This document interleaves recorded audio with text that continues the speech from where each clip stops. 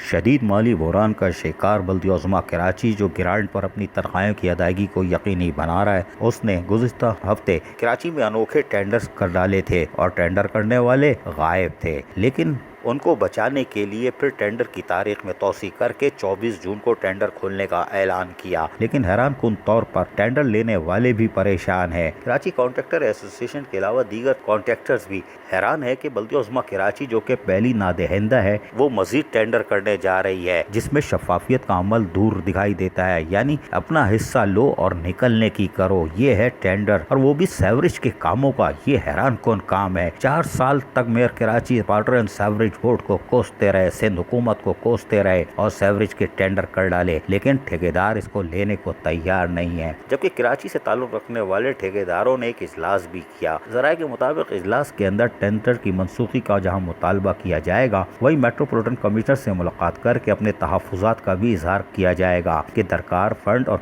Cash flow کی فراہمی کو یقینی بنایا جائے، جبکہ اگر صورتحال یوں کی تو رہی تو ایک ہنگامی پریس کانفرنس میں بھی اس کا اعلان کیا جائے گا، جبکہ اعلیٰ عدالتوں کی طرف بھی جانے کا عندیہ دے دیا گیا ہے۔ یہ ٹینڈر جو کہ منتخب نمائندے جاتے جاتے کر رہے ہیں، تنخواہوں دینے کے لیے پیسے نہیں اور پینشنروں کو اضافی پینشن بڑھی ہوئی نہیں دیتے، لیکن ٹینڈر پہ ٹینڈر کر رہے ہیں، یہ کون سی لغت ہے؟ لیکن کراچی کے ٹھیکیدار اب حرکت میں آ چکے ہیں۔ اب بلدیہ عظمیٰ کی یہ کوشش ناکام ہوتی دکھائی دے رہی ہے، لیکن سندھ گورنمنٹ کیوں خاموش ہے؟ یہ معنی خیز سوال ہے کہ وہ کون سے افسران تھے جو بلدیہ عظمیٰ کراچی کو مکمل طور پر تباہی کے دہانے پر پہنچانے کے لیے تیار بیٹھے ہیں؟ یہ تو آنے والا وقت بتائے گا۔ عزیز عارف، KBS بلدیہ ٹیلی نیوز کراچی۔